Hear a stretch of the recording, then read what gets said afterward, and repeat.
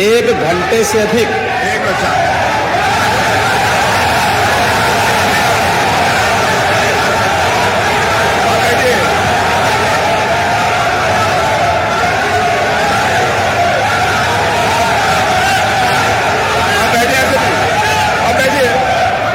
माननीय अध्यक्ष जी, नेता सदन खड़े हैं माननीय, आप अनुमति दे चुके हैं, उसके बाद ये शोर शराबा ठीक नहीं है, ये उचित बात नहीं। अध्यक्ष जी 1 घंटे से अधिक पूरा सदन माननीय नेता प्रतिपक्ष को सुनता रहा। बड़ी शालीनता के साथ उन्होंने अपनी बात कही। विपक्ष के नेता का जो दायित्व था, उन्होंने अपने कर्तव्यों का निर्वहन किया। हम लोगों ने सुना। इस सदन में और सरकार के उप मुख्यमंत्री अपनी बात को रख रहे हैं, बीच में रनिंग कमेंट्री का मतलब क्या है? और दूसरा, एक सम्मानित नेता के खिलाफ असभ्य शब्दों का प्रयोग हो, तो शब्द का प्रयोग हो, तो ठीक नहीं है। और मैं बड़ी विनम्रता से कहूंगा नेता प्रतिपक्ष को कि आपको इतना उत्तेजित नहीं होना चाहिए। देखिए, सफाई की बात नहीं कर रहा हूं मैं, सवाल सफाई का नहीं है। देखिए, हम लोग भी जो विकास कार्य करा रहे हैं, या आपकी सरकार के समय जो विकास कार्य हुए होंगे, ये हमारी ड्यूटी थी। सरकार सरकार होती है और हर सरकार को अपनी उपलब्धि को कहने का अधिकार है। माननीय उप मुख्यमंत्री जी ने बिल्कुल सही कहा कि विकास, आपने कहा, आप विकास की जब चर्चा हुई तो उन्होंने जो बातें कही बिल्कुल ठीक ढंग से की थी। आपके यहां के दूसरे नेता या जब माननीय उप मुख्यमंत्री का यहां पर भाषण संपन्न होता, उसके बाद अपनी बात आप लोग कह सकते थे।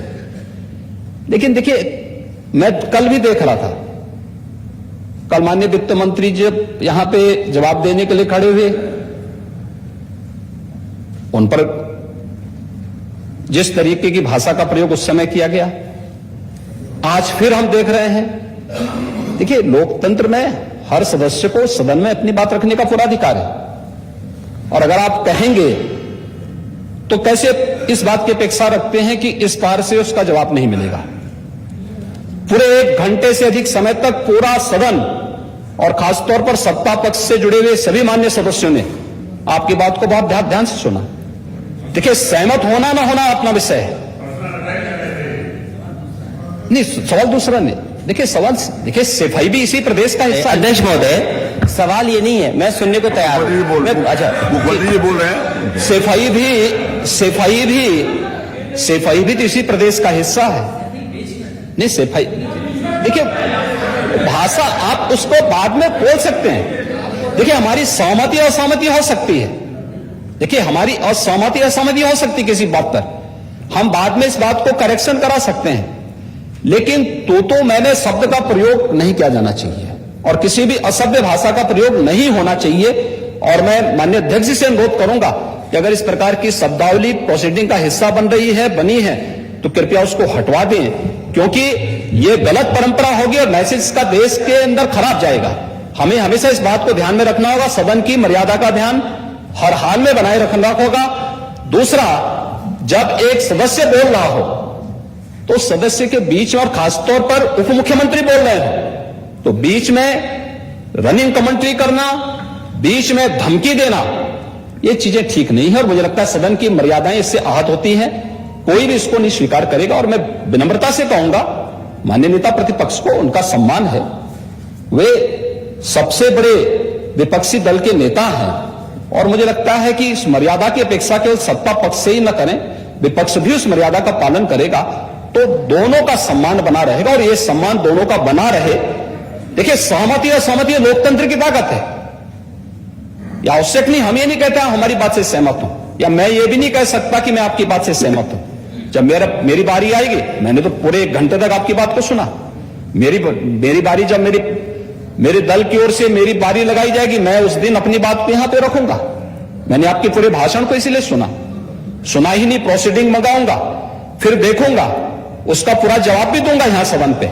और मैं उम्मीद करूंगा कि सभी विपक्षी नेतागण उस दिन यहां पर हमारी बात को भी सुनेंगे। लेकिन एक सरकार के वरिष्ठतम नेता में से एक और उप मुख्यमंत्री जो लगातार दूसरी बार उप मुख्यमंत्री हो रहे हैं, उनके द्वारा अपनी बात को रखा जा रहा हो, मुझे लगता है शालीनता से हमें सुनना चाहिए।